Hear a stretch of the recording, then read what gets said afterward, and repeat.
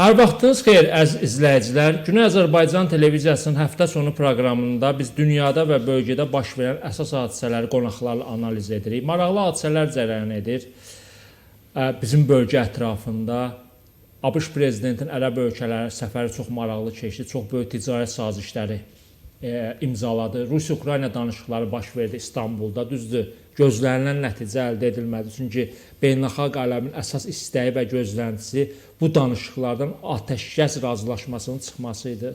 Alınmadı. Düz başqa bir nəticə çıxdı.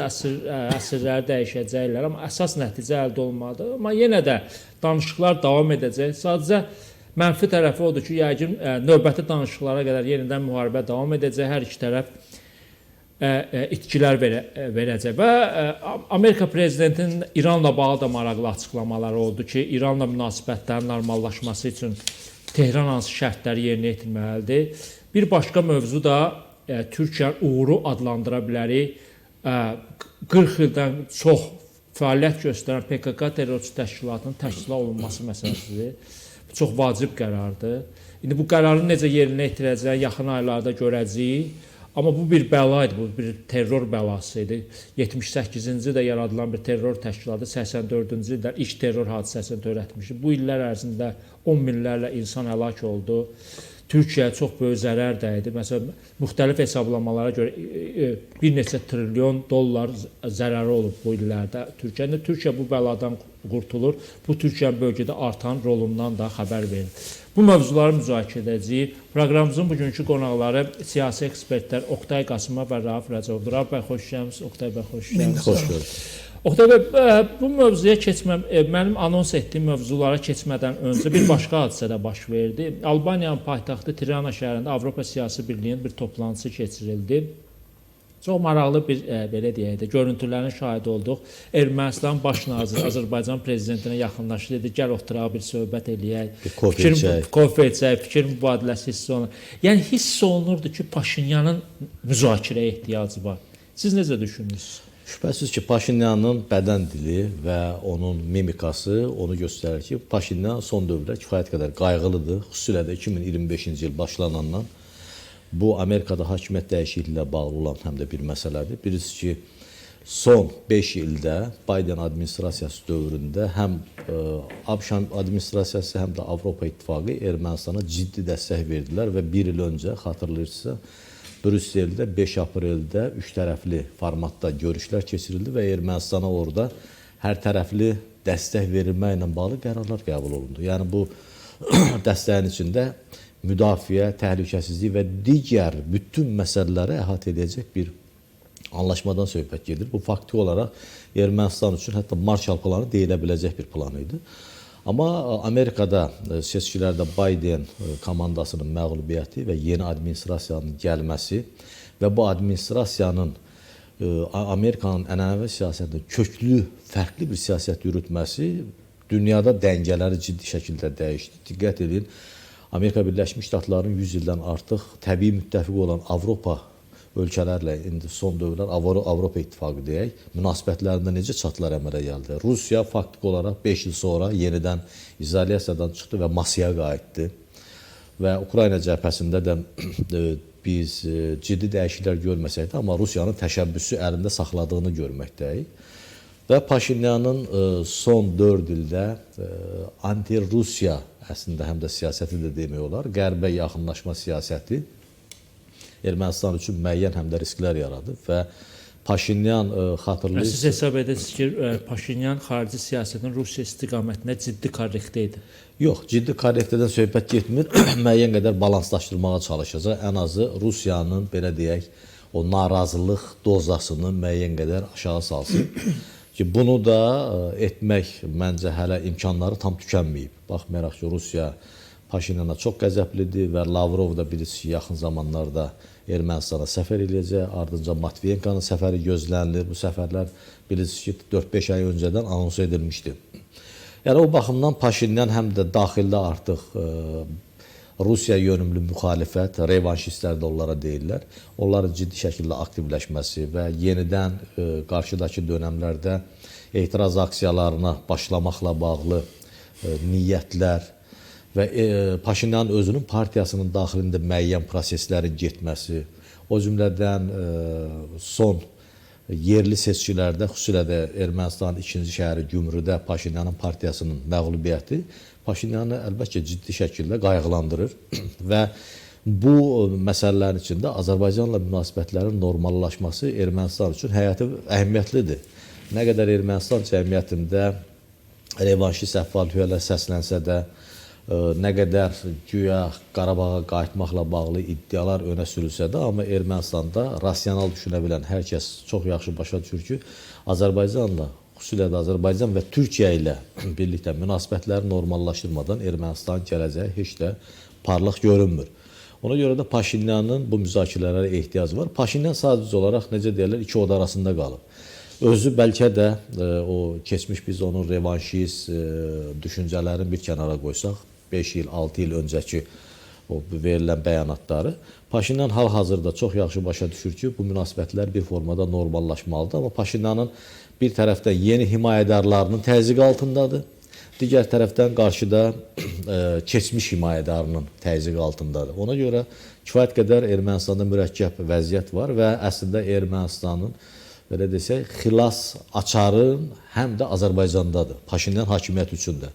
Yəni, Azərbaycanla anlaşma əldə edilsə, sülh müqaviləsi imzalansa, o zaman Paşinyan hakimiyyəti də öz mövqelərini qoruya bilər. Bu, Paşinyanın yalnız siyasi həyatı ilə bağlı deyil, həm də şəxsi həyatı ilə bağlı olan məsələlər. Çünki şəxsi təhlükəsizlik məsələsi də ciddi şəkildə Paşinyanın qarşısında duran məsələlərdən biridir. Çünki Ermənistan cəmiyyətinin, erməni cəmiyyətinin terrora meyilliyində biz çox yaxşı bilirik. Deməli, Rauf bəy, Oqtay bəy belə bir fikir işlədib və mən onunla razıyam əslində ki, bugün Ermənistanla, Azərbaycanla sülh sazişi imzalamaq Ermənistan özü üçün və şəxsən Paşinyan üçün həyati əhəmiyyət daşıyır. Və elə Tiranadakı görüş də bunu sübut edir. Çünki özü yaxınlaşdı İlham Əliyevdə, gəl bir kofe içək. Demək, nəsə ricası var, nəyəsə müzakirə etməyə marağı var, istəyi var. Amma əgər Paşinyan həqiqətən sülh sazişini imzalamasını istəyirsə, gələn ili gözləmədən, elə məsələn, yaxın müddətdə bu konstitusiya dəyişikliyini həyata keçirə bilərmi? Gözəl sual. Mən Oqtay bəylə də sizinlə razıyam, amma burada həqiqətən İlham bəy çox maraqlı məsələ ortaya çıxır. Əgər Paşinyan və onun partiyası, hansı ki Levon Tet-Petrosyanın ətrafındakıları yığmış bir partiyanı, yeni bir partiya qurmuş və Soros fondunun tərkibində işlənmiş və ABŞ-ın Demokratik Partiyasına çox yaxın olmuş şəxslər, adamlar, bəzilə mən tanıyıram, Paşinyanın özünü də mən tanıyıram, yəni xaricdə, Avropada müxtəlif tədbirlərdə iştirak etmişik və təqdimatlarımızı eləmişik. Deməli, mən onu yəni özüm də başa düşməyə istəyirəm. Yox, əgər o başa düşür ki, Azərbaycandan və Türkiyədən o asılı vəziyyətindədir.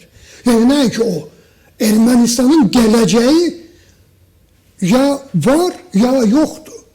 Yəni, Ermənistan bir dövlət kimi onun qalması iki dövlətdən asılıdır. Azərbaycandan və Türkiyədən. 2 milyonluq Ermənistan heç bir zaman dözə bilməz iki nəhəng böyük bir dövlətlərlə üz-üzə gəlsin. 90 milyonluq Türkiyə, 10-11 milyonluq Azərbaycan. 30 milyon Azərbaycanlılar İran İslam Respublikasının ərazində. Şimali Qafqazda 10 milyonlarla müsəlman. Yəni, faktiki olaraq Gürcüstanda 350 min yaxın, 400 minə yaxın Azərbaycanlı.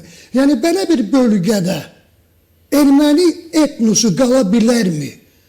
Ona zəmanət kimsə verməlidir ki, erməni etnosu, nəinki mən demirəm Ermənistan bir dövlət kimi, erməni etnosu qalıb qalmamasından gedir bugün söhbət. Amma bu konstitusiya dəyişik etmir. Halbuki edə bilər.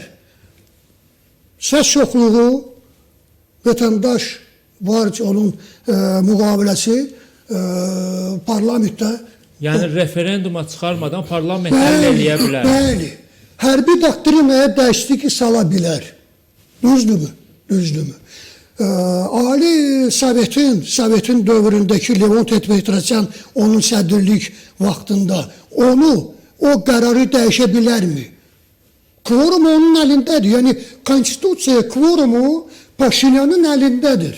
Yəni bugün bu addımlarla Paşinyan göstərə bilər ki, mən həqiqətən Azərbaycanla yəni sövdələşməyə getmək fikrindəyəm. Mən həqiqətən erməni xalqının, hansı ki ermənilər ona səs verib. Nəyə görə səs verib 2021-ci ildə? Çevriliş baş tuturdu. Onik Qasparyan, qərargah rəisi 5 korpus komandirindən 4 korpus komandiri tələbnamə yəni ona verdilər. Ultimatum ki, hakimiyyətdən çıxmalı üçün 48 saata. Kim onun qarşısına aldı? Rəsmi Moskva. Rəsmi Moskva ona görə onun Rusiyaya qarşı oynamasına mən inanmıram. Ruslar onu saxlayıb baş nazir və bugünə kimi də saxlayırlar. Bu oyundur. Bu oyun ona görə yönəlib ki, güya ki Avropaya meylidir. 9 Mayda isə faktiki olaraq Paşinyan, amma ondan qabaq yəni Avropa Birliyinə daxil olmağı qanunu onlar qəbul edirlər öz parlamentində. Yox. Ruslara sərf edir Nikol Paşinyanın İrivanda oturub baş nazir olması. Çünki Robert Koçaryan, Serj Sarkisyan iki klan, müstəqil klanlardır. Amma gücləri yoxdur. Gücləri yoxdur və erməni xalqı da onları istəmir. Serj Sarkisyan prezident olarkən onun vaxtında onun qardaşı Saşik bütün iqtisadi belə yaxşı yerləri alırdı öz əlinə. Və deyirlər, belə bir termində səsləndirilmişdi Ermənistanda, saşikizasiya, iqtisadiyyat saşikizasiyası olması, yəni bütün iqtisadiyyat Serj Sarkisyanın qardaşı əlində cəmləşirdi. Yəni, bugün Nikol Paşinyan sərf eləyir, ona görə ki, bütün zərbələr dəyir ona. Amma eyni zaman Nikol Paşinyan qərblə də oynayır. Amma Donald Trump'la oynaya bilmir. Məhz ona görə Lilith Makunz, Nikol Paşinyanın İngilis dili müəllimi. İngilis dili müəllim onun Lilith Makunz'dur.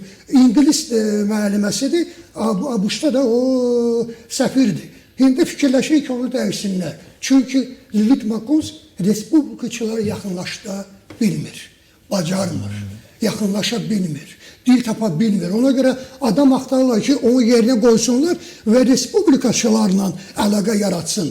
Demokrat Partiyası Soros fonduyla yaxındır. Amma Soros Trump onları saymır. Donald Trump'ın şəxsi düşmənlərdir. Burada şəxsi qərəzlik var. Trump və Soroslar ailəsi. Ona görə burada indi bunlar qalır. Amma onun oynamağı yenə də Ruslara kəşfiyyat məlumatları əldə etmək imkan yaradır. Nikol'un əli ilə. Nikol oynayır fransızlarla, Nikol oynayır ingilislərlə, Nikol oynayır polaklarla, Nikol oynayır almanlarla, amerikanlarla, hindularla indi başlayıbdır. Yəni, bütün məlumat nə toplanır onun əlində, gedir Moskvaya. Bu şey ki, şübhəsizdir ki, Moskva onu bugün də idarə edir. Onda belə çıxır ki, Rauf bəy sizin sözlərinizdən, əgər Paşinyanı bu Kreml idarə edirsə, belə bir fikir də var. Onda biz elə Paşinyanla yox, görək Kremllə belə bir məsələ sülh sazişində nə dərəcədə maraqlıdır. Çünki belə bir fikir var ki, heç Kremlin özü maraqlı deyil ki, ölkə arasında. Bəli, tamamilə doğrudur. Bəs məhz ona görə Elxan bəy, Minsk qrupu buraxılmır. Minsk qrupuna niyə görə Minsk qrupunun buraxılması və sadişi imzalanması və konstitusiya dəyişiklik edilməsi hamısı bir-birinə bağlı olan məsələlərdir. Ona görə Rusiyaya düzdür, Lavrov bəyanat verib bir neçə dəfə ki, Rusiya Minsk qrupu yəni lehinə deyil, buraxın da. Buraxın. Kim buraxın? Azərbaycan Ermənistanla Azərbaycan eləyə bilməz tək tanxa. Çünki bu kvorovu konsensus tələb edir. Yəni, faktiki olaraq bu məsələni atıbdır Nikol'un boynuna, get sən bunu elə. Amma bunu eləmir. Əgər erməni xalqı sülh istəyir, əgər Ermənistanda bu günlər Azərbaycan türk dillərini oxuyurlar, bugün Rnesansdır. Azərbaycan türk Rnesansı. Çünki Ermənistanda olan ekspert cəmiyyətləri, tələbələr və magistrlar və s. Azərbaycan türk dilini oxuyurlar və öyrənirlər. Bunu mən dəqiq bilirəm. Bəs necə olur ki, erməni xalqı da istəyir Türkiyə ilə, Azərbaycanla belə deyək də partnyor olsun. Dost mümkündür. Aydın məsələ. Aydın məsələ. Amma partnyor, qonşu olmaq olar. Amma alınmır. Niyə görə? Sözsüz ki, Paşinyan idarə olunandır. Onu idarə edənlər bugün Moskva, Paris, Berlin, bu üç paytaxtdır. Vaşinqtonda Soros fondu və Demokrat Partiyası. Çox maraqlı kombinasiyadır. Yəni iplər görün müxtəlif rıçaqlar əlindədir. Əslində yəni bu proses biz Prezident İlham Əliyevin də mövqeyi belədir ki, biz tələsmirik. Yəni bizim tələblər gündəmdə qalır. Minsk qrupunun ləğvi siz də qeyd etdiniz, Oqtay bəy də qeyd etdi. Konstitusiyada zəruri dəyişiklik. Yəni belə çıxır ki, yəni bu məsələ ilə bir müddətdə qalacaq. İkinci mövzulardan biri Üzr istəyirəm. İlham bəy, İlham Əliyev cənabları deydi ki, biz Nikol Paşinyanla müqavilə bağlamaq fikrində Erməni deyilik. cəmiyyəti. Ermənistanla. Bu fərqli yanaşmadır. o doğru yanaşma, Çox vacib yanaşmadır və çox ki. düzgün yanaşmadır. Bugün Paşinyan var, sabah yoxdur. Bəli. Sabah biri gələcək deyəcək Paşinyan sizlə razılaşdırdı, mən razı. Paşinyan İctimai Televiziyaya verdiyi müsahibədə qeyd edir ki, bizim Konstitusiya Məhkəməsi filan qərar aldı. Həmin Konstitusiya Məhkəməsi xatırlısı 2010-cu ildə Sürix protokollarını ləğv elədi. Yəni Yəni zəmanət bu verə bilər ki. Ermənistan Konstitusiya Məhkəməsi siyasi iradədən asılı bir qurumdur. Bu gün Paşinyandır, onun siyasi iradəsi tələb edir Sabah ki, bu Koçaryan kimi başdan sabah xarab gələcək. başqa birisi gələcək və başqa qərar. Ona görə də bəli, Azərbaycan Ermənistanla, Ermənistan cəmiyyəti ilə və dövləti ilə müqavilə bağlamaq istəyir. İkinci mövzumuz bu Rusiya-Ukrayna məsələsidir. Hamı gözləyirdi bu İstanbulda görüş müsbət nəticələnə bilər. Düz fərqli proqnozlar da var. Nəticələnmədi, Putin özü gəlmədi. Necə qiymətləndirirsiniz Oqtay bəy? Əslində gözlənilən baş verdi. Biraz bəzən elə hadisələr baş verir ki, gözləntiləri birdən-birə səviyyəsi çox yuxarıya qalxır. Vladimir Putin əslində hesab edirəm ki, 11 may gecə keçirdiyi mətbuat konfransında bir trük elədi. Bir necə deyirlər, bir təkliflə çıxış elədi və bütün dünyanın diqqətini çəkdi. Onu bu addım atmağa... Amma orası maraqlıdır. Oqtay, üzr istəyirəm, sözünüzü kəssəm. Təşəbbüs Putindən gəldi. Gəlin 15 mayda İstanbulda görüşək. Əgər sən atəşkəsə razılaşmayacaqdınsa, bu İstanbul görüşü nəyinə lazım idi? Putin əvvəla Trumpın ilk dönəmlərindən çox yaxşı istifadə edə bildi. Və nəzərə alsaq ki, hələ fevral ayında Trump hakimiyyəti və komandası Rusiya ilə danışıqlara başlamamışdan Rusiyaya kifayət qədər ciddi revanslar elədilər. Bəri başdan o şeylər ki, danışıqlarda deyilməli, güzəştlər onda edilməli, bunu publik elədilər.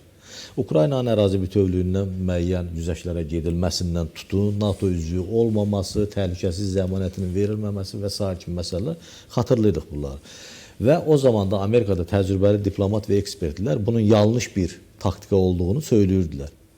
Və Putin də bundan çox məharətlə istifadə elədi və nəzərə alsaq ki, Trump və komandası ilə Putin və komandasının danışıqlar prosesində ümumiyyətlə təcrübələri ciddi şəkildə fərqlənir.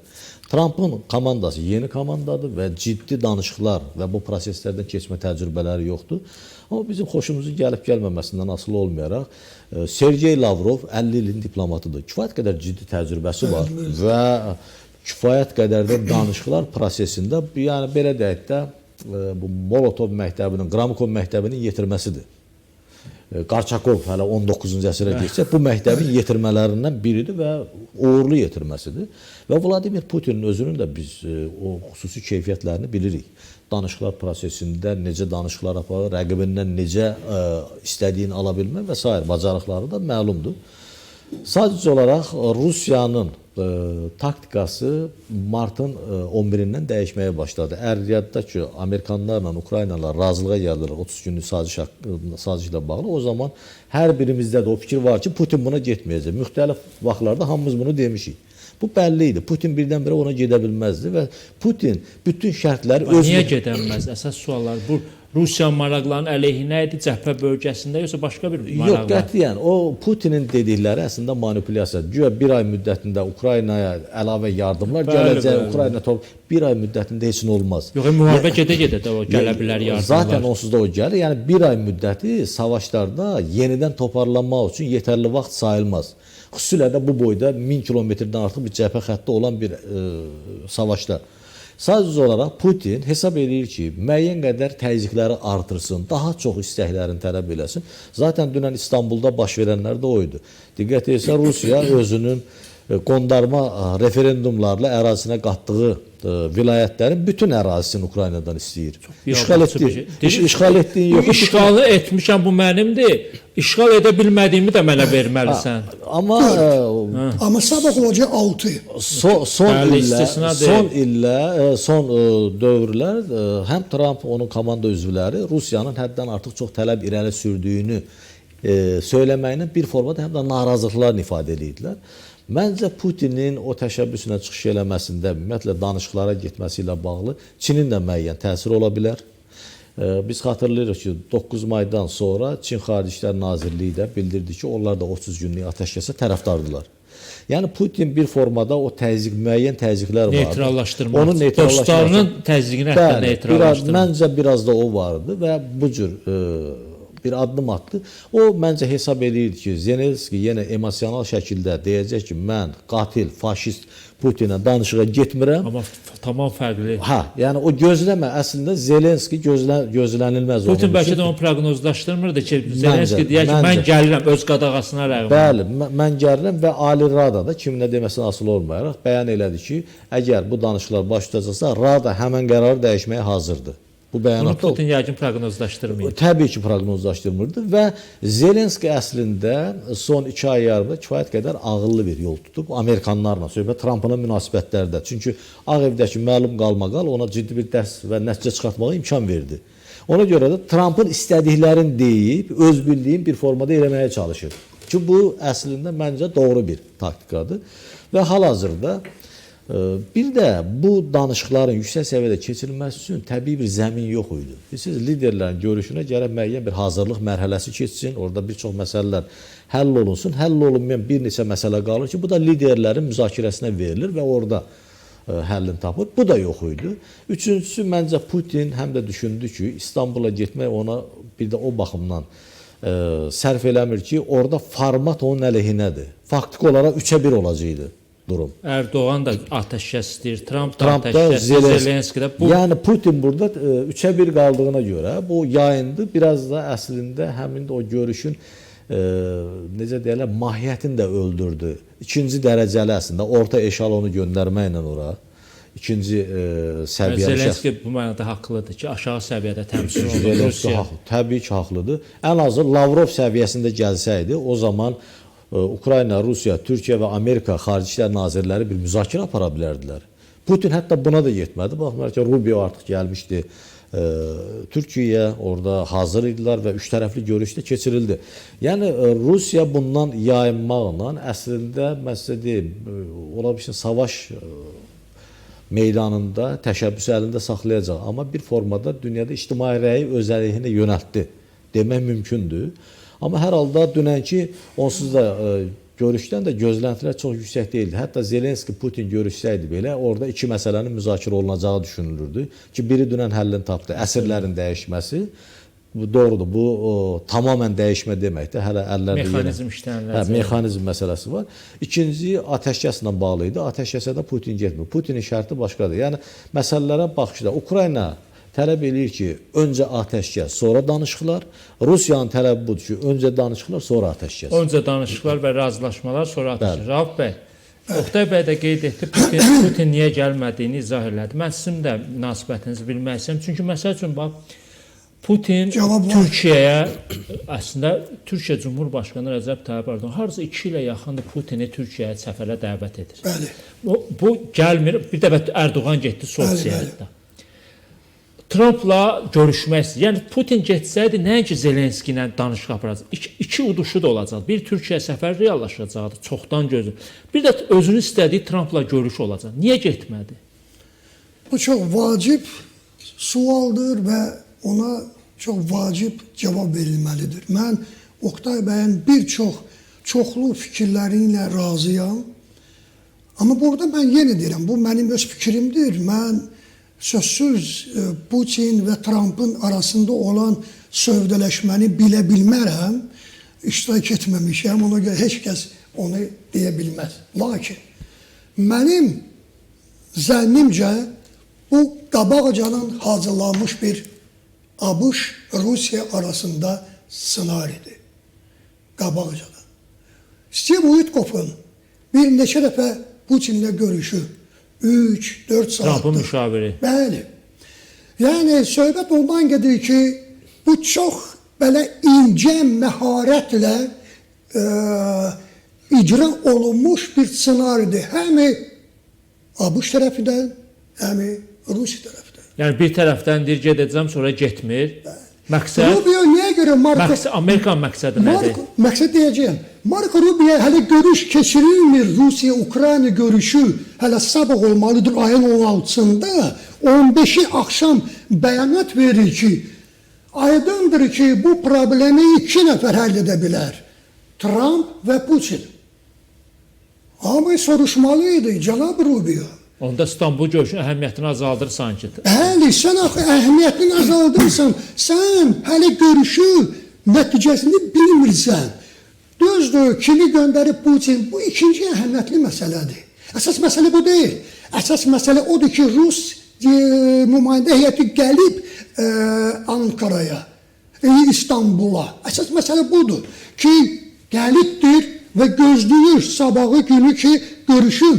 Yəni, söhbət ondan gedir ki, son aylar deyəndə yanvar ayından, hamı deyirdi ki, Trump Putinlə görüşməməlidir. London, Berlin, Paris, ilk öncə rəsmi Kiyev. Rəsmi Kiyev deyirdi, təkidlə deyirdi ki, əgər Trump görüşsə Putinlə, bu bizim məğlubiyyətimizdir, bizimlə görüşməlidir. Hansı, nə danışmaq olar Putinlə? O işğalçıdır, aqressordur, okupantdır, sözsüz. Lugansk'ın 99% işğal altındadır. Donetsk vilayətinin 75-80%, Zaporojye vilayətinin 75-80%, Xersonun 75-80%, artıq yaxınlaşırlar Dnepr vilayətinə, artıq giriblər Xarkov vilayətinə və Suma vilayətinə. Yəni, faktiki olaraq təşəbbüs öz yerində işğal gedir. Dünən bir məntəqəni, sıra gün 2, hər gün, hər həftə 4, 5, 6 məntəqə işğal olunur. Söhbət ondan gedir ki, hamı deyirdi ki, Putinlə görüş olmamalıdır. Çünki Avropa Putinlə görüşə bilmir. İstək var bəzi liderlərin, amma indi Putin onlarla görüşə getmir. Çünki Macron onunla görüşəndə onun məhvi görüşünün yazısını rəsmi açmışdır, vermişdir mətbuata.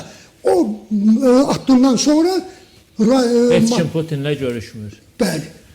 Və Trumpa indi deyirlər ki, indi görüş yalnız 2 nəfərdən asılıdır. Trump və Putin görüşməlidir. Trump görüşməlidir, təkid etməlidir, təzyiq göstər. Yəni, mən qərb dünyasını nəzərdə tuturam. Qərb dünyası deyir ki, ay cənab Trump, deyib görüş Putinlə və ona təzyiq göstər ki, o qəbul etsin. Deməli, söhbət bugün faktiki olaraq biz indi deyə bilərik ki, bugün Putin Zelenski görüşü olmayacaq. Olmayacaq. Bu görüş də baş tutsa deyil. Kim onu fikirlədiyi baş tutsa da xeyr. O görüş olası deyil. Texniki məsələlər hal olunacaq bu yaxın həftələrdə, aylarda. Müharibə də gedəcək. Rus ordusunun yay kampaniyası başlayacaq. Yəqin ki, mayın axırı, iyunun əvvəli. Yeni ordu Rusun artıq hazır vəziyyətdədir. Bu yaxında bəs 640 minlik güya ordusu var Ukrayna. Bu yalandır. 640 minlik orduyla Ukrayna ordusu, Ukrayna cəbhəsində Oktay bəy dediyi kimi 1200 yaxın kilometr həmin uzunluğu savaşmaq mümkündür. 1 milyonluq sənin ordun olmalıdır. Ehtiyatla bir yerdə. Ona görə bugün biz deyə bilərik ki, hamının qorxduğu odur ki, yay kampaniyası necə nəticələnəcək, hansı itkilərlə. Hər iki tərəfdə böyük itkilər olacaq. Görüşdə Medinski çox sinik, Putinin köməkçisi. bəli, sinik bir ifadə işlətdi. Biz 21 ildə savaşa bilərik. Biz itki də verə də bilərik.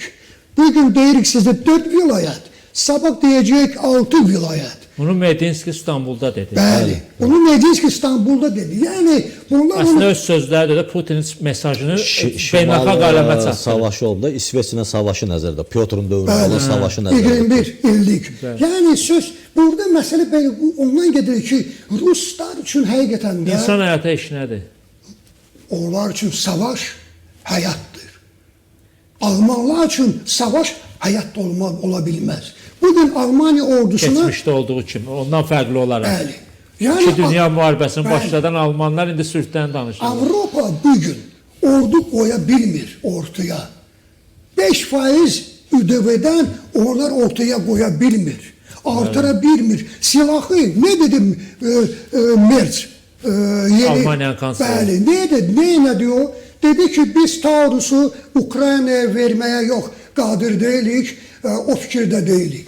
Dünənə qədər o fikirdeydi Merz, Friedrich Merz. Dünən isə artıq o fikirdən daşınıbdır. Yəni söhbət ondan gedir ki, Avropa Ruslarla vuruşmağa meyli deyil. Amma Ukraynanın vuruşmasını istəyir. Amma Ukrayna vuruşmasını istəyir. Bu günləri Rusiyada artıq bunlar bütün senariyalarını qoyurlar ortaya. Nüvə müharibəsi ABŞ-la baş tutası deyil. Çünki Marco Rubio da dedi, Trump da dedi, siz nə istəyirsiniz? Biz Rusiya ilə nüvə müharibəsinə girək. Biz oraya girəsi deyilik. Deməli, nüvə müharibəsi olması deyil. NATO artıq Rüttənin sayəsində çıxıbdır münaqişədən. Avropa Birliyi artıq deyir ki, biz yalnız və yalnız sanksiya yolu ilə təzyiq göstərəcəyik Rusiya. O da nəticə vermir. Bəli, sanksiya. Amma bu ilin sonuna kimi sanksiya işləməyəcək. Yalnız gələn ildən işləyə bilər sanksiyalar. Bu üçün nə isə lazımdır? Dekabra kimi müharibəni aparmaq. Niyə dekabra qədər? Rusiya iqtisadiyyatı və Yalnız dekabra qədər dözə bilər. Bəli. Ondan sonra müharibə davam etsə vəziyyət... Bəli, partlayış ola bilər. Bunu yəqin Zelenski də anlayır. Ona görə müdafiə qabiliyyətini artırmalıdır. Amma ona görə bunlara lazımdır müharibəni dayandırmaq. Rusiya dayandırmayacaq müharibəni. Nə 30 günlük, nə də uzun müddətli. Yalnız o dayandırar o halda ki, Medinskinin tələbləri verildi. Amma Medinskinin tələbləri verilən İstanbulda sabahları bu tələblər daha da şiddətli olacaq. Söhbət bundan gedir. Söhbət bundan gedir ki, Ukrayna hər bir senari üzrə məğlub olur. Çünki Ukraynanı məcbur edirlər imtina elə ərazilərdən. ABŞ da bunu deyib. Steve Witkoff deyib bunu. Amma burada bir fərq var. Kitlıq da bunu deyib. Buyurun canım. Məsəl üçün, mən razıyam. Məsələn, Trump da bunu deyir, müşavirələri Krımı geri alamayacaq. Bunu Zelenski də bir yola etiraf edir ki, hüquqi tərəfdən tanımasaq, reallığı anlayıram. İtkilər, məsələn, itirdiklərini geri almır. Amma Rusiya ağını çıxaraq deyir, ala bilmədiyim də əldə edim. Yəni, mən də razıyam ki, bu müharibə ilə yay aylarında daha da şiddətlənəcək. Amma İlhan bəy, mən istəyirəm sizin verilişinizdə belə deyək də, eksklüziv bir məlumat verir. Buyurun. Eksklüziv məlumatdır. 3 il bundan əvvəl Bakıda mən 2 dəfə Ukraynanın çox yüksək rütbəli diplomatı ilə onlar istədilər məni görüşsünlər ki, mənim fikirlərimi müharibə ilə bağlı və s. Bir iki dəfə bir neçə saatlıq görüşlər oldu və onlara çox maraqlı idi. Mən indi fikirlərimi, gələcək fikirlərimi. Amma onu mən deməyəcəyəm, onların dediklərdən birini mən deyəcəyim. Onlar bir sinə dedi mənə. Fevralın 2022-ci ilin fevralına qədər, amma bizim görüşümüz oldu mart-aprel aylarında. Dedilər ki, Rusiya məhvi şəkildə onlara təklif edirdi. Krımdan imtina edin, işğal etmiş Donetskdə balaca bir ərazi və Luganskda. Nə Xerson, nə Zaporoj, heç nə yox idi. Onu veririk sizə. Amma rəsmən imzayın ki, siz tanıyırsınız Krımı Rusiyanın ərazisi kimi. Onlar buna getmədi. Və bunlar mənə dedi, Rauf müəllim. Rauf Qasanoviç rus dilində danışırdı. Yəni, dedilər ki, biz buna getmirik. Buna heç kim özünə hörmət edən heç bir ölkə getmir. İndi getmir. nə çıxır ortaya İlham bəy? İndi çıxır ki, sən əgər Amerikanın, Avropanın təkidi ilə sən Krımdan imtina etsin, qalan ərazidən imtina etməsin, 100 minlərlə sənin itkin, ərazilərin viran qalmış. Sən nə utdun bu üç il ərzində? Deməli, belə şey ki, əvvəldən Ukraynanın strategiyası düzgün deyilmiş. Burada bir 3 il qabaq İstanbul görüşü ilə də müəyyən müqayisələr aparırlar Oqtay bəy. Əslində bu Rauf bəyin dediyəm də 3 il qabaq İstanbulda da müzakirə Ay sağ ol. O zaman Xerson, Zaporojye ilə işğal olunmamışdı. Belə bir argument səslənir ki, o zaman tutaq ki, Ukrayna razılaşdı ki, artıq müəyyən qədər razılaşma da əldə olunmuşdu. İtkiləri də az ola bilər, amma fərqli mövqelər də var. Mənim düşündüyüm budur ki, bu müharibə ilə davam edəcək. Bir başqa mövzumuz da var, maraqlı, çünki bir cümlə azalır. Bu oldusa mürəkkəb bir vəziyyətdir. Orada Ukraynanın iki seçimi vardı. Ya ərazilərdən imtina eləməli idi, ya da döyüşməli idi. Faktiki yolun ikinci yol seçildi. Və mən çox yaxşı xatırlayıram ki, məsələn 2022-ci ilin aprelində Adada keçirilən toplantıda Azərbaycan prezidentinə bu sual verildi.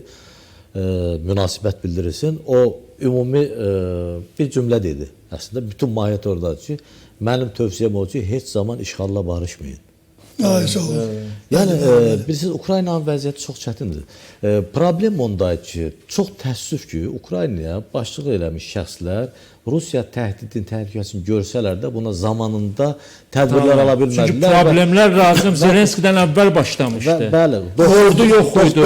Hərbi texnikanı satmışdılar. Bir dənə deməli təyyarə daşıyan gəmiləri olub bunlar. Ucuz qiymətə Çinə satmışlar. 95-ci ildə yaxşı xatırlayırıq. İstanbul boğazından keçib gedib orada. Onu yaxşı xatırlayırıq. Yəni Kuçma hakimiyyəti proqnozlaşdırmırdılar ki. Halbuki biz nəyə xatırlayıram, Oqtay bəy, mən keçən dəfə Rauf bəylə bir verişə qatılmışdım televiziyada. Bu Moskvanın bir keçmiş meri var idi, sonra Avropada Luşkov. Hər il gedirdi Krıma, hələ Krım Ukrayna ərazisi olan 2000. Orada deyirdi, siz ayrılmaz, separatçılıq. Yəni sən gör, özü Luşkov o zamandan Putin yaxın tərəfdaş. Yəni Ukrayna bunu görməli idi ki, bu proses artıq başlayıb. Jirinovski deyirdi bunu. Biz o zamanki prosesləri əgər xatırlasaq xronoloji olaraq nə çıxacaqlar? 94-cü ildə xatırlayırsa Budapeştdə bir nüvə silahının imtina məsələsi oldu və sonradan yazıldı ki, Mitterrand yaxınlaşıb Kuçmaya deyib ki, cavan oğlan, sizə elə gəlmir, sizi burada allatdılar. Yəni özü imzalatdırır. 1100 nüvə başlığı nə demək? Bu tamamilə Ukrayna. Nüvə başlığı olsa da inanmıram ki, Putin Ukraynaya hücum əmri verir. Təbii ki, nüvə dövlətinə müharibə aparmayacaq. Ardınca həmən Kuçmanın hakimiyyət dövründə xatırlayırsa 2001-ci ildə Krımda ciddi bir insident oldu və Kuçma hansısa ölkədə səfərdə yarımçı Tuzla deyilən bir ərazidə gəldi, Rusların dəniz piyadalarının qabağına özü çıxdı.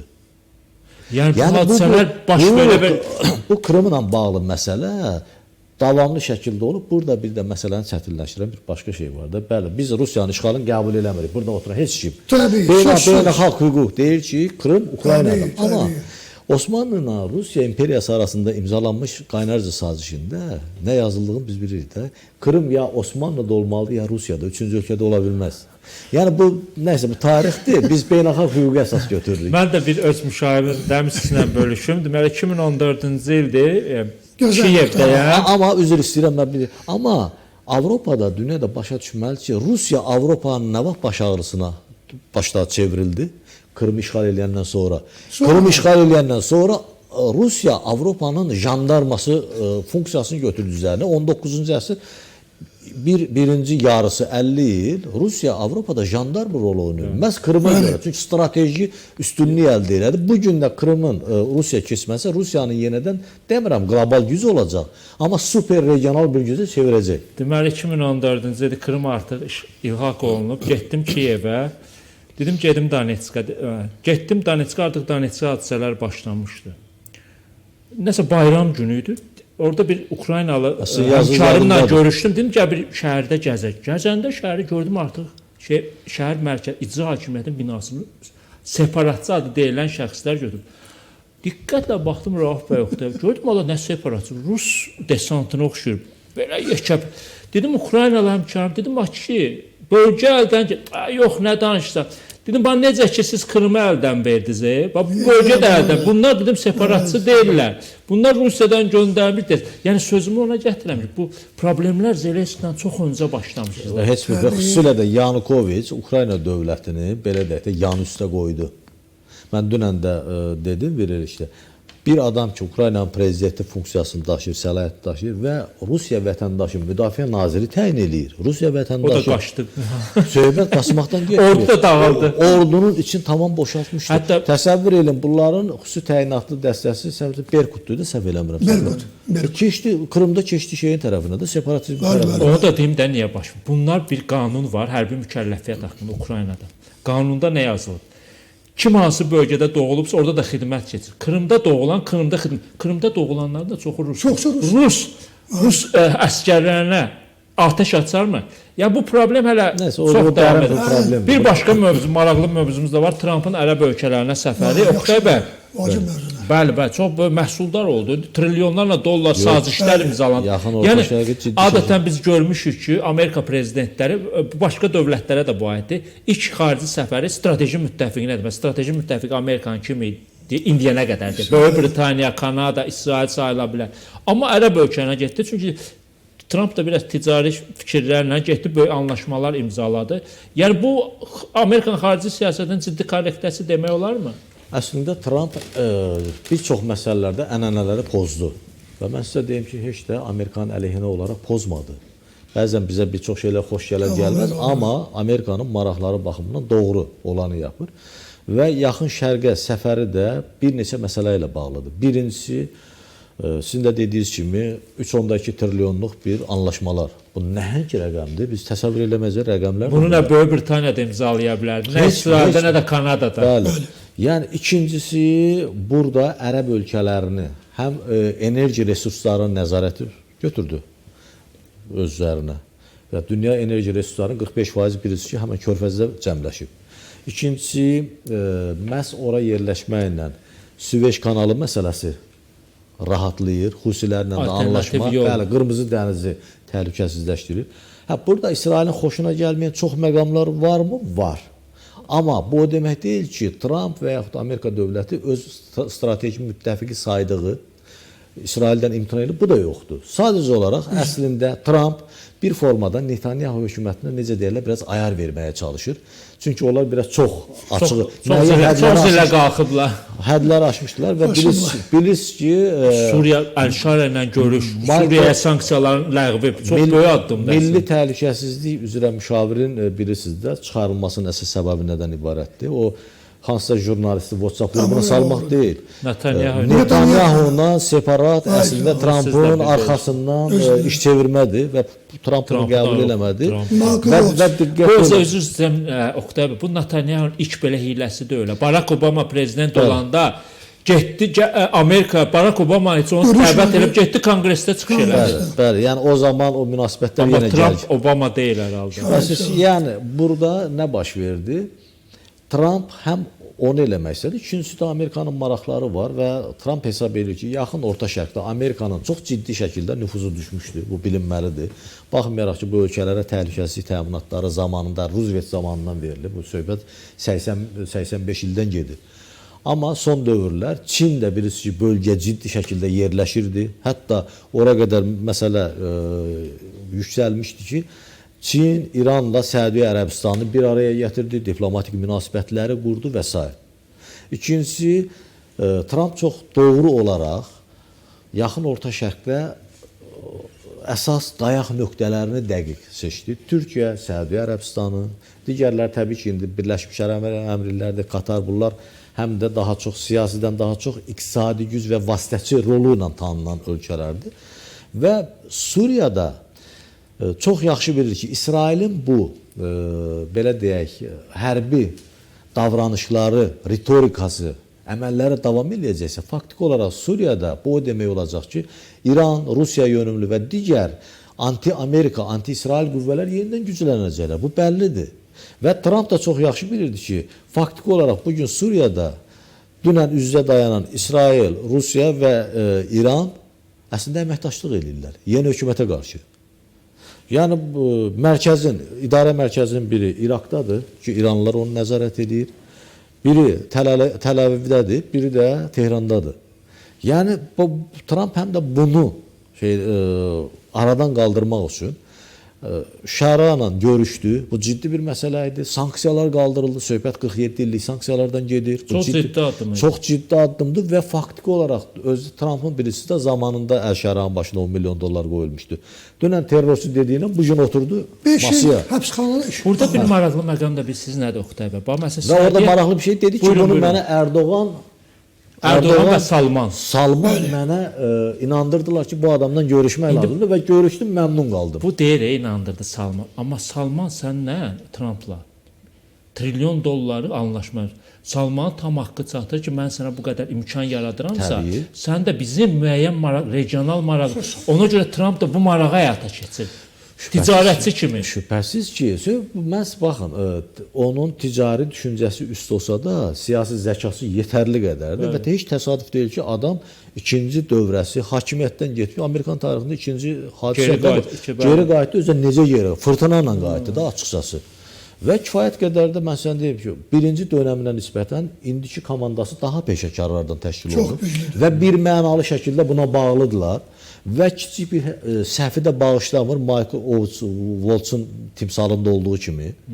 Və öz iradəsində əslində bir formada o bəzən deyirlər ki, həm də dərin dövlət sistemində elə bir şey yoxdur. Əslində Amerikanın görünür ki, dərin dövləti də yeni bir mərhələni başlatmaq istəyirdi. Çünki Trumpa nə lazımdır? Birinci, Amerikada iqtisadi vəziyyət düzəlsin. Necə ki, birinci dönəmində Covid olmasaydı, Trumpın kifayət qədər ciddi nəticələr əldə edib. İndiki bu 3 milyondan artıq vəsaitin Amerika iqtisadiyyatına cəlb olunması Amerikanın önünü ciddi şəkildə açacaq və faktiki olaraq Çinlə anlaşma da Amerikaya ciddi üstünlüklər verəcək. Baxmayın, bu gələn vəsaitlər iş yerlərini yenidən Amerikanın dünyanın fabrikasına çevrilməsinə şərait yaradacaq və Amerika bundan imtina eləyə bilməz. Yəni İsrail hökumətinin müəyyən kaprizləri ilə öz marağından imtina eləməz. Amma bir daha qeyd edirəm, Trump İsrailə müəyyən bir ayar versə də ondan imtina eləmədi və Michael Waltz'un, Witkov'un üzr istəyirəm, bir fikri oldu. Azərbaycan Ermənistan daxil olmalı 4-6 ölkənin İbrahim anlaşmalarına qoşulması məsələsi. Yəni İsrailin müdafiəsi bir nömrədir və komandanın üzvlərinin əksəriyyəti ilə Yahudi lobbisi ilə sıx əlaqədə olan şəxslərdir. Burada başqa problem ola bilməz və Trump Amerikanın heç bir prezidentin eləmədiyi bir addımı da atdı İsrail üçün. Xatırlayırsınızsa Netanyahu'nun birinci səfərində İsrailə 10 tonluq o yeraltı dərin bunkerləri vuracaq raketləri tədarik elədi. Yəni bunlar ciddi hadisələrdir. Burada sadəcə olaraq İsraildə niyə narahatlıq var? Ərəb ölkələrinə bu qədər yaxınlaşmaq İsrailin təhlükəsizliyinə təhdid yarada bilməz. İsrail əldə elədiyindən deyilib, əksinə İsrailin bu saat bölgə ölkələrinə, xüsusilə də Türkiyə ilə, Səudiyyə Ərəbistanla normallaşmağa havası kimi ehtiyacı var. Bir növ biz müzakirə üzr istəyirəm, Suriya məsələsinə gələndə də əslində Trumpın əlində kifayət qədər imkanı var və həmən görüşmədə Əş-Şara Trumpa söz verib ki, bəli, biz İbrahim anlaşmalarına qoşula bilərik. Bu da Suriyanın demək İsrailə heç bir təhdid yaratmayacağına bağlı bir öhdəlik sayıla bilər. Əslində biz müzakirə nə ilə başladıq? Paşinyan tutduğu mövqe. Siz də qeyd etdiniz Rauf bəy də ki, Paşinyan üçün ən uyğun yol Azərbaycan və Türkiyə iki böyük nəhəng qonşuda münasibətlərin normallaşma, o təhlükəsiz zəmanət. Eyni durumda əslində Netanyahu'dur. Sən əgər Ərəb dünyası ilə münasibətləri normallaşdıran Fələstin siyasi korrektiyası əslində İsrailin təhlükəsi artacaq. Mən bu sualı Rauf bəyə verəcəm, amma istəyirəm Oqtay, siz bir dənə qeyd etdiniz, qısa bir dənə cavab ki, bu Azərbaycanın İbrahim razılaşmasına qoşulma bizə nə faydası olacaq? Abi, Azərbaycan zaten İbrahim anlaşmalarının içərisindədir, qeyri-rəsmi olaraq. Yəni İbrahim anlaşmaları nədir? İsraili tanımalısan, əlaqə qurmalısan. Onu elədik ki, zaten. Biz bunu hamısı həyata keçib, o qalan hissə formalitədir. Yəni Azərbaycan zaten qoşulub, İsraillə münasibətlərin normal, yüksək səviyyədə olması hər iki tərəfin olduqca vacib həyatın maraqlarına aid olan məsələdir. Yəni mən bundan Mən bir amili də əlavə edərdim. İbrahim razılaşmasına qoşulması Trampın İlham Əliyevə məktubunda maraqlı bir məqam var idi. İsraillə Azərbaycan əməkdaşlığı yüksək İbrahim razılaşmasına qoşulması Avropada və Amerikada anti-Azərbaycan, anti-Türk qüvvələrin neytrallaşdırılmasına bizə xidmət edir. Rauf bəy, sizin də mövqeyi bilmək istəyərdim. Heç də Türkiyənin əleyhinə deyil. Mən bunu dəfəli əksinə İsrail-Türkiyə arasında münasibətlərin normallaşması üçün olduqca vacib bir rıçaq deməkdir bu. 3 sual bir yerdə birləşdirib. Trampın ərəb ölkələrə səfəri, İsrailin mövqeyinin nəzərə alınmaması, bir də Azərbaycan İbrahim razılaşmasına qoşulması. Mən onda axırdan başlayaram. Bəli, buyurun, buyurun. Cavabı qısadır və konkret.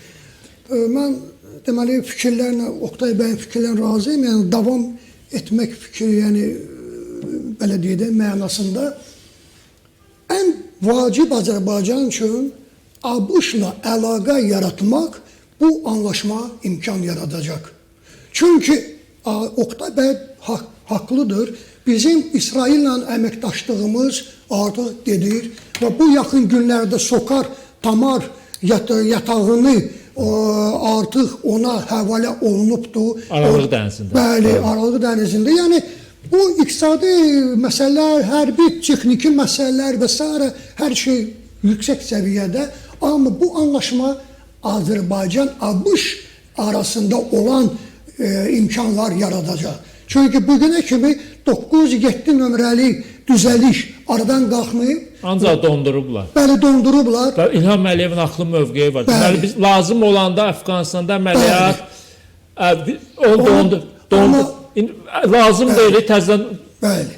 Ona görə yəni bu anlaşma çox vacibdir bizim üçün. Faktiki olaraq bu 907 nömrəli düzəlişi məhv etmək qüdrətində olacaq. Həmin o anlaşma. İbrahim anlaşmalara bizi Azərbaycanın qoşulması. Buna belə bir cavab. İkinci məsələ, Yahudi dünyası yoxdur. İslam dünyası var. Türk dünyası var, formalaşmaq üzrədir. Qərb, böyük, yəni belə deyək, qərb güc var. Konfusyan, yəni Çin, belə deyək, sivilizasiyası yaradıbdır və özlərini onlar görürlər orada. Bu da bəs edir 1,5 milyard adam, yəni həqiqətən də. Və s. Cənub Afrika, Cənubi Amerika, Yaponiya, yəni deməyim odur ki, sivilizasiya layları yaranır, formalaşır. Yahudi sivilizasiyası yoxdur. Yahudi dünyası yoxdur. İsrail qlobal oyunçu deyil. Deməli, nəhayət ki, Vaşinqtonda onu dərk etdilər. Nə ki dərk etdilər, qəbul etdilər. Və artıq İsraili, belə deyək də, dağın başına qoymurlar. Bugün qlobal oyunçular Türkiyə və Səudi Ərəbistandır. Həm Türkiyə, həm Səudi Ərəbistan böyük 20 dövlətin tərkibində olan bir dövlətlərdir. Yəni, bu faktdır ki, yəni Türkiyə, Səudi Ərəbistan faktiki olaraq zəmanət verəcək İsrailə. Təhlükəsizliyi, yəni siz dediyiniz kimi, Oqtay bəy dediyi kimi, Ermənistan'a, Azərbaycanla Türkiyə, amma İsrailə 23 Ərəb ölkəsi, 57 İslam dövlətləri və kimsə onlara rəhbərlik etməlidir. Kim o edə bilər? İsrail, Türkiyə və Səudi Ərəbistan. Bu günləri əgər Səudi Ərəbistana 142 milyard yarımlıq müqavilə imzalanıbdır ABŞ-la Səudi Ərəbistan arasında. Bu o deməkdir ki, Bu ancaq silah alınması ilə bağlıdır. Bəli. O birisi ticarət desəniz 600 bəli, milyard dollar Bu civarında. o deməkdir ki, faktiki olaraq bu yaxın 5 il, ən aşağısı 5 ilə, 5-10 il ərzində Səudi Ərəbistan silahlı, müsəlləh, təlim, tərbiyə, döyüş qabiliyyəti, yəni güclü orduya malik olacaq. Çünki o sahişdə təlim, tərbiyə işləri də var, hazırlıq işləri var, təlim məsələləri, yəni tədris məsələləri, elmi məsələlər, yəni hərbi nöqtədə, yəni faktiki olaraq Səudi Ərəbistanı bu güclü bir dövlətə çevirir. Səudi Ərəbistanın böyük iqtisadi potensialı var. Amma hərbi nöqtə nəzərdən çox zəif. Husilər 4 il bundan öncə, 3 il bundan öncə Səudi Ərəbistan ərazisini vururdular və Patriot sistemləri, ABŞ-ın Patriot sistemləri onun qabağını ala bilmirdilər. Bu dəhşət bir məsələdir ki, Səudi Ərəbistan belə bir nahəng bir iqtisadi nöqtə-nəzərdən dövlət özünü qoruya bilmir. İsrail 35 milyard belə deyək də 60 milyarda yaxın hərbi büdcəsi çox qızğın məsələ, yəni vəziyyətdə artıq işsizlik artır, inflyasiya artır, qiymətlər artır, turizm azalıbdır. Çox ağır vəziyyətdə yəni düşüb İsrail, çünki iqtisadiyyat batır, çöküb. 17 milyard dollar ABŞ-ın puludur ki, bir ilə ABŞ verir, ödəyir İsrailin müharibə xərclərini. Yəni İsrail tükənir, gücü tükənir. İsrail 10 milyon adamdır. Onun 2 milyonu ərəbdir, Fələstinli. Cəmi cümlətəni 8 milyon. İndi gedirlər İsraildən, qaçırlar. Yüzlərlə, minlərlə adam artıq İsraili tərk edir. Nəinki İsrailə qayıdır. Çünki müharibə, sən 7 cəbhədə müharibə aparırsan. 7 cəbhədə. 7-cisi də Türkiyədir. Ona görə bu cəbhələri bağlamaq lazımdır. Və Trump artıq bəli, onun məqamı var Netanyahu-Trump arasında. Amma Trump'a 7 cəbhə lazım deyil. Trump'a lazım deyil ki, Suriya ilə bu müharibə aparsın, İraqla müharibə aparsın, Livanla müharibə aparsın. Livanı kim bərpa edəcək? 2-3 dövlət. ABŞ, Fransa və Səudi Ərəbistan. Niyə lazımdır ki, İsrail Livanı vursun, mən də sabah gəlim, Livanı bərpa edim. Yox, bu oyun belə getmir. Ona görə yəni İraq artıq bütün bu Şiə dəstələri hamısı ləğv olunub, yaxud keçib Daxili İşlər Naziri tərəfinə. Yəni İrandan onlar kəsiliblər, onlar artıq İrana biyyət etmirlər, baş əymirlər, qırılıblar. Təbii, deməli, sən niyə görə vurmalısan İraqı, sən niyə görə Kürd məsələsini qabartmalısan və Kürdləri yönəlməlisən rəsmi Bağdada, Şiələrə qarşı. Olmaz bunu etmək. Yəni, bu da İsrailin oyunu idi. Necə ki, Suriyada Kürdləri yönəldirdi rəsmi Dəməşqə qarşı. Əsədin vaxtında bu etmişsən, düz eləmişsən. Amma indi olmaz bunu etmək. Yəni, faktiki olaraq Trump Netanyahunu otuzdurub lazımi bir yerə, hansı ki, sənin yerin İsraildir. İsraildən kənara sən çıxmamalısan. Sən böyük İsrail dövlətini yarada bilməzsən. Sən Sinay yarımadasını işğal edə bilməzsən. Sən Qəzza zolağını işğal edə bilməzsən. Sən əgər bunları işğal eləsən, Yordan çayının qərb sahilini işğal eləsən, onda harada yaranacaq Fələstin dövləti? Ona görə yəni sözsüz ki, Səudi Ərəbistanın baş naziri Məhəmməd bin Salmanın çox ciddi bir böyle mövqeyi oldu, ortaya qoydu ki, biz İsraillə Abraham sadişini bağlayası deyilik. İndiki şərtlər. İndiki şərtlər, birinci şərt icra olunmalıdır. Şifayı amma icra etməlidir İsrail. Deməlidir ki, ən azından deməlidir ki, Fələstin dövləti yaranacaq. Amma bugün faktiki olarak onların Knessetində, parlamentində bütün deputatlar ərəblərdən savayı hamı deyir ki, xeyr, Ərəb-Fələstin dövləti yaranmayacaq. Yəni, bu böyük bir problemdir. Deməli, belə şey ki, İsrail cəmiyyətində konsensus var ki, Fələstin dövləti yaranmasın. Onda sadişlərin gələcəyi çox müəmmalıdır və Azərbaycanın imzalanması o demək deyir ki, Azərbaycan Fələstin dövlətinin yaranmasının əleyhinədir. Tam əksinə. Tam əksinə Azərbaycan deyir ki, iki dövlət yaranmalıdır. Biri yaranıbdır, ikincisi də yaranmalıdır. Azərbaycan nümayəndəliyi var Ramallah şəhərində. Bəli, bəli. Bu nümayəndə təzəlikcə açılıb. Ona görə Azərbaycan çox stabil, balanslı siyasət yürüdür. Bu mən sizinlə razıyam. Əslində elə Trumpın Əl-Şara ilə görüşməsi, Suriya keçici hökumətinin rəhbəri, sanksiyaların ortadan qaldırması Trumpın bəli İsrailə dolayı mesajıdır ki, sən əvvəlki kimi Dəməşqin ətrafını bombalaya bilməzsən. Xatırlayın, Netanyahunun ikinci səfəri ilə birinci səfərin arasında çox ciddi fərq vardı münasibətlərdə. Və orada sual verilir ikisinin oturduğu yerdə. O Türkiyə ilə bağlı fikirlərini deyir. Erdoğan mənim dostumdur. O mən sonra qayıtdı.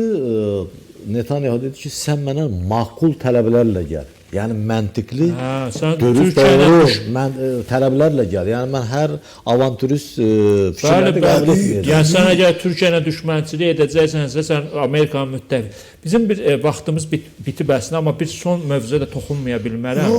PKK ilə bağlı maraqlı bir situasiya, Türkiyə bir uğurudur. Burada çox fikirlər söylənilir. Burada da mediada da PKK-nın təşkil olunması. Məni burada da İran mövqeyi maraqlandır. İrandan belə bir açıqlama gəldi ki, İran rəsmi xarici işlər güya dəstəklər, amma illər bu əslində PKK-dan Türkiyəyə qarşı istifadə edən dövlətlərdən biri də İran olub. Elə deyilmi Oqtay bəy? Amerikanın və Qərblə düşmən olduğunu deyən İran bir neçə məsələdə, xüsusilə də PKK və erməni məsələsində Amerikanın hər zaman bir masada olub. Bunu biz unutmalı deyilik. Hətta hər məsələdə düşmənçilik olub, amma erməni və PKK məsələsində əməkdaşlıq ediblər. İki məsələdə əməkdaşlıq ediblər. Tarixdən də məlumdur ki, demək İraqda o zaman peşmərgə qüvvələrinə İsrail hərbi təlimlər verirdi, onun pulunu İran ödürdü şah dövründə. Bu da İran İsrail əməkdaşlığı. Amerikanın patronajlığında, bəli. Və ən son hadisə təxminən bir ay yarım öncə İraqın Süleymaniye şəhərində PKK-nın nümayəndələrini İran və Amerika nümayəndələri birgə müzakirələrə keçdi. Yəni bu İranın mövqeyidir. Uzun müddət bir nağıl danışırdılar. Hepsi pıjak var, İrana qarşı savaşı. Uzun müddət Türkiyə cəmiyyətində də, ekspert cəmiyyətində də bu mövzularla açıq danışmaq icazəsi verilmirdi, açığı. Yəni indi son dövrlər diqqət etsə onlar da açıq tekstlə bunu deyirlər və PKK-nın bir qolda Pejakdır. Əslində Pejakın orada qalması İranın marağındadır. Çünki bu Türkiyə təzyiq vasitəsidir. Bir, Türkiyə təzyiq vasitəsidir. Ya Pejak təşkil olunmayacaq. Ancaq söhbət yoxsa ancaq PKK-dan. Pejakdır, YPG, PYD filan bunlar diqqət etsə hələ Ocalanın açıqlamasından sonra dedilər ki, biz fərqli təşkilatlarıq. Yəni əslində bu məsələnin mürəkkəbləşdirən amillərdən biri budur. Yəni PKK bəyan edir ki, biz PKK adı altında silahlı savaş aparmayacaq bundan sonra. O deməkdir ki, bunun dolayı tərcüməsi, yəni biz başqa adı altında ola bilərik. İndi Türkiyədə təbii ki, Prezident Erdoğan da kəşfiyyata göstəriş verib ki, o silahların təhvili falan prosesinə Türkiyə kəşfiyyatı nəzarət eləsin. 3 yerdə olacaq desən. İraqda, Suriyada və Türkiyədə. Bəli, bəli. Yəni bu 3 məntəqədə gedəcək. O ki, qaldı İranın məsələsinə. İran əlbəttə ki, heç də məmnun deyil bu məsələdən. Əslində İranın bütün niyyəti bir əsrdən artıqdır. Həm Pəhləvi dövrü olsun, ondan əvvəlki dövr olsun və bugünkü molla rejimi olsun. Niyyət ondan ibarət olub ki, Türkiyə ilə öz arasında bir bufer zona yaradılsın. 1915-18-ci illərdə bilirsiniz ki, Urmiya vilayətində kütləvi qətliamlar baş verib. 200 minə yaxın bizim soydaşımız o zaman qətlə yetirilib. Bu İranın rəsmi mənbələrində də bu var. Bu işin arxasında o zaman Rusiya, Britaniya, Fransa, Amerika dursa da, yəni erməni çətələri, Aysor çətələri, bunların vasitəsilə və bölgədə Kürd qruplaşmalarını yerləşdirirlər. Bu proses bugün də davam edir. Niyyət nə idi? Diqqət edin, Zəngəzur Azərbaycandan alınır, Ermənistana verilir. Naxçıvan və Türkiyənin Azərbaycanla əlaqəsini kəsirlər və bu zolaq Güney Azərbaycanla Türkiyə sərhəddində də bax belə bir etnik təmizləmə həyata keçirməklə etnik tərkibi dəyişib bufer zona yaratmaq niyyətləri vardı. PJAK da həm də buna görə lazımdır. Həm Türkiyə təzyiq vasitəsi PKK-nın bir qoludur, həm də buna görə lazımdır ki, bölgədə bizim soydaşlarımızı mümkün qədər sıxışdırsın. Və buna da etiraf eləmək lazım, son 100 ildə ciddi şəkildə də nail olublar. Mahabat deyilən, o soyuq bulaq filan, onların hamısında etnik tərkib ciddi şəkildə dəyişib. Amma İran bundan sonra, İranın açıqcası son il yarımda, necə deyərlər, o köpək dişləri qırılıb. Yaxın Orta Şərqdə əl-ayağı budanıb ciddi şəkildə. Hizbullah ciddi şəkildə zəiflədilib, Əsəd rejimi gedib, Hamas ciddi şəkildə zəiflədilib, Husilər zərbə alıblar və müəyyən anlaşmalara gedilir. O cümlədən İraqda da bayaq Rauf bəy dedi, müəyyən şiə qruplar artıq tərksilah olunub hökumətin tərkibinə, o güc strukturlarının tərkibinə keçməklə bağlı qərarlar verdilər. Əl-Sudani ilə danışıqlardan sonra. Yəni bunlar ciddi şəkildə Trumpın da İrandan əsas tələbləri nədir? Bir, nüvə proqramından imtina eləyəcəksən, söhbət dinc nüvə proqramından getmir. İki, yaxın Orta Şərqdəki bütün proksiləri yığışdıracaqsan. Söhbət bundan gedir. Yəni bölgə ölkələrinin daxil işlərinə qarışmayacaqsan. O baxımdan İran da bundan sonraki davranışı bizim üçün çox maraqlı olacaq. Amma getdikcə gücünü artıran, biz arzulayırıq ki, bu güc çox ciddi şəkildə artsın. Türkiyənin də bu indiyə qədər son 70-80 ildə aparılan və 200'lü siyasət davam eləyəcəkmi, eləməyəcəkmi? Biz buna da baxacağıq. Hər halda bu Türkiyədə baş verən PKK-nın silah buraxması müsbət hadisə olsa da bu ciddi bir problemdir, ciddi bir məsələdir. Tələsmək lazımdır. Tələsmək lazımdır. Birdən-birə də emosional, pozitiv şeyə də getmək mən tərəfində deyiləm. Çünki prosesləri izləməliyik. Çünki məsəl 40 neçə ildə fəaliyyət göstərdiyi müddətdə hər 10 ildən bir də nəzərə alsaq ki, bunu yaradan var, arkasında bugün dayanan güclər var. Onların marağı. Çünki hər 10 ildən bir mən xatırlayıram, hətta Turgut Ocağın da bir planı var. Planlar olub PKK-nın hər dəfədə pozulub. Rauf bəy, sonda sizin də fikirlərini bilmək maraqlı olardı. Yox, mənim üçün çox maraqlı oldu Oqtay bəyin fikirləri. Tam razıyam.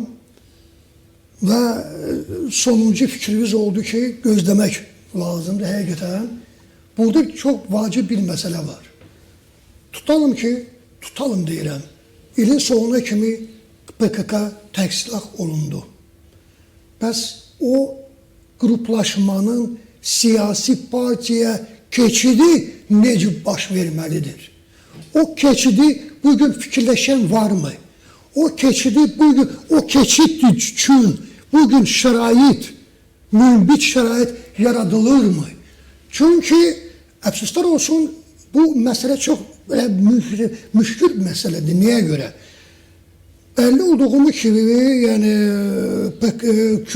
Kürdlərin, yəni mən Türkiyəni nəzərdə tuturam, üçüncü bir partiya var. Dem Partiya. Bəli, Dem Partiya, hansı ki bir neçə məntəqələrdə onların seçilmiş merləri olub. Və bugünə demək olar ki, onların 90% artıq ləğv olunubdur, geri çağrılıbdır və müvəqqəti idarə etmə PKK-nın işbirliyinə görə. Bəli, işbirliyinə görə. İndi soru çıxır ortaya. Əgər PKK tərəfkənah olunur, deməli işbirliyinə görə sabah cəzalandırmaq artıq hamısı sərbəst buraxılmalı. Bəli, buraxılmalıdır. Amma o sərbəst buraxılanda başqa problemlər çıxa bilər. Burada yəni suallar çox çıxır ortaya. Yəni cəmiyyət, Kürd cəmiyyəti Türkiyəni mən nəzərdə tuturam. Kürdləri 10 milyona yaxın, belə 7, 8, 10 milyon rəqəmlər müxtəlifdir. Onların istəyi var ki, seçmələrdə iştirak etsinlər, seçkilərdə iştirak etsinlər. Tam da iştirak edir. Bəli, indi PKK-nın məlumatlara görə 60%-i dinc həyata qayıdacaq. Yalnız 60%-i. 40% nə olacaq? Deməli, 40%-i onların belə deyədə cinayətləri var. Onlar Türkiyəyə keçənməyəcək. Hətta deyilənə görə rəhbər heyət cinayətlər Süleymaniyə şəhərində qalacaq. Ümumiyyətcə. Hətta Avropaya da gedəcək. İsveçin adı çəkilir. Cənubi Afrikanın adı çəkilir. İndi bu məsələ, yəni sabahları onlar geriyə çağrılacaqmı? Onlara qarşı cinayət işlər açılacaqmı? Yəni onların reabilitasiya olmasına şərait yaradılacaqmı? Yəni burada həqiqətən də bir dənə də sual Başqa burada sual, var. Xeyr Rəfi, özü istəyirəm.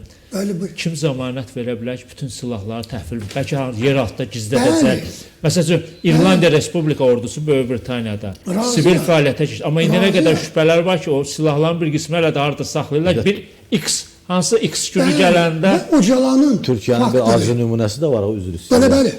2010-cu ildə açılım sürəcində Bəli. bilirsiniz də xoşgörülük oldu. Sonra bir də ayıldılar ki, Türkiyənin cənub-şərq vilayətləri hamısı PKK-nın nəzarətində Bəli, və küçə döyüşləri. 2015-də küçə Bəli, bəli, döyüşləri başladı. bəli. İndi Ocalanın faktörü. Ocalan buraxılacaqmı? amma Ocalan heç özü oradan çıxmaq istəmir. Deyir, mənim üçün bura təhlükəsiz yerdir. Cəmiyyətdə mən oxuduğuma görə, yəni müxtəlif mətbuatı, Türkiyənin, Yaxın Şərqin və s. orada bu səslənir. Səslənir ki, o azadlığa buraxılmalıdır. Heç olmaz ən azından et tustağı kimi. Çünki o yaşlıdır. Artıq 70-ə yaxın, 70 keçib də. bəli, çox. Yəni neçə illər artıq oturubdu, 25 ildən çox. 99-cu ildən 26-cı 26 il. il, bəli. Yəni bu da var. Yəni bu məsələ var. Yəni niyə görə Bağçəli bu məsələ ilə bağlı açıqlama vermişdi. Cəsarətli çıxış elədi. Əslində bütün bu proses Bağçalanın Bağçalı- oktyabr ayındakı çıxışından Bəli. başladı. Millətçi Bağçəli bu çox onun Riskli bir addım atdı. çox iradəsini göstərən bir amildir ki, məhz kimsə yox, məhz Bağçəli bu Türk addım atdı. milliyyətçisi addı. Bəli. Ona görə yəni demək istəyirəm ki, barış, dövlətdə barış olmalıdır.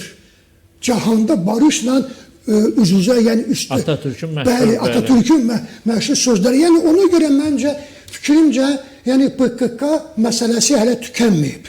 Bu bir. İkinci məsələ. Hamı aydındır ki, daxildə belə deyək, gərginlik həmişə və həmişə xarici qüvvələrin Əli ilə. əli ilə olub. Deməli bugün əgər Türkiyə cəmiyyətində barış, sülh, əmin-amanlıq siyasəti aparılır və tətbiq olunmaq üzrədir. Deməli, varmı belə bir dövlətlər, yaxud dövlət ki, ona qarşı çıxa bilər? Var. Hansılardır sizcə? Mənim fikrimcə, ilk öncə Rusiyadır. İstəmir PKK-nın tək silahını. Yaradıcısıdır zaten. Yaradıb KGB, KGB yaradıb. Yaradıcısıdır. KGB-nin Primakov. vaxtında Rusiya, İran. Çünki İran artıq Oktay bəy bunu yəni toxundu. Yəni İranın PJK yəni partiyası hərbi birləşmələri, İraqda olan hərbi birləşmələri onlara imkan verdi 10-15 kilometr girsinlər İraqın ərazisinə və orada öz hərbi bazalarını yaratsınlar. Bugün İraqın ərazisində faktiki iki dövlətin hərbi bazaları var. Mən ABŞ nəzərdə tutmuram. Türkiyənin Kəndil dağlarında, Şimali İraqda və İranın sərhəd boyu İraqla. Deməli, əgər bu Kürd problemi həll olunmur, çətin, çox çətin həll olunur. Yəni, mən dırnaqarası deyirəm, İranın xeyri nədir? Oktay bəy də bunu vurğuladı. Mən də razıyam. Çox xeyri nədir? İraqın ərazisindəyəm. Yəni, bu günləri İraq, ona görə bu yaxın günlərdə, keçən həftə daha doğrusu, bir qanun qəbul ediblər ki, onlar zəmanət verməlidirlər İrana ki, İran öz hərbi birləşmələrini oradan çıxartmalıdır.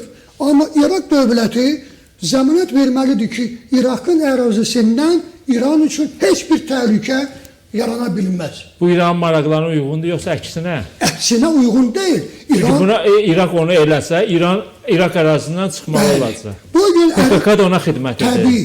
Bugün ərəb dövlətləri istəyir ki, İran çıxsın İraqdan da, həm sərhəd bölgələrdən. Zeynəbiyon, Fətimiyon birləşmələri Suriya darmadağın onlar yoxdur. Həşdə Şəhabi, Kətayib, Hizbullah İraqda olan onlar keçib dövlətin tərəfinə. Ali Sistani, alə müştəhid heç bir zaman ali müştəhidlə, Xameneyi ilə birləşə bilməz, onlar rəqibdir. Müqtədə Əsədir, O da rəqibdir, düşməndir. Yəni Məsələ ona etiraz elədi, parlamentdən bəli. çıxdı. Yəni söhbət ondan gedir ki, faktiki olaraq İraq şiələri qırılıb, dəstələri qırılıbdır İranla. Amma onların hərbi birləşmələri BJK görə var. Deməli, mənim zənnimcə bu BJK məsələsi qabardılacaq. Çox vacib məsələdir, önəmli məsələdir. ABŞ üçün də, Türkiyə üçün də. Çünki İraqın dövlət özü üçün də. Yəni ki, İran çıxmalıdır bizim ərazimizdən. Ona görə burada İranla Rusiya PKK məsələsini qabarda bilərlər. Hətta əlbir ola bilər. Gizli razılaşmalar əsasında. Ona görə yəni bu günləri Türkiyənin Rusiyadan, belə deyək, Rusiya Türkiyəni öz farvaterində görür, öz sayəsində görür. Əgər sən çıxmırsan NATO-dan, amma ən azından sən mənim tərəfdarım olmalısan. Onlar bu cür fikirləşir Ruslar. Türkiyə heç bir zaman Rusiyanın siyasətində bir oyun oynayası deyil. O özü qlobal oyunçudur. Amma bu Rusiya üçün böyük bir təhlükədir. Ona görə Rus-İran oyunu PKK ilə davam edəcək. Ona görə mən əminəm, Türkiyə bunu bilir, Türkiyə xüsusi xidmət orqanları bunu bilir, hazırlıq işlər gedir və əsas məsələ burada PKK-nın YPG ilə əlaqələrin dağılmasıdır. Amma burada başqa bir məsələ də odur ki, əslində Əl-Şaran üzərinə də yük düşür ki, o YPG, PYD Suriya ordusunu inteqrasiya etdirə bilsin. Mənim fikrimcə nə qədər tez Suriyanın kürdləri, məzlum abdi dövlət strukturlarına cəlb olunacaq, dövlət strukturlarında yer alacaq. Nə qədər onlar bu dövlət sistemində iştirak edəcəklər, o qədər PKK-nın gücü, təsiri azalacaq. Nə qədər bu gec verəcək, baş verəcək, o zaman PKK-nın yəni ideologiyası artacaq. Siz önəmli bir fikir söylədiniz ki, əslində Türkiyənin xüsusi xidmət orqanları bütün bunları bilir.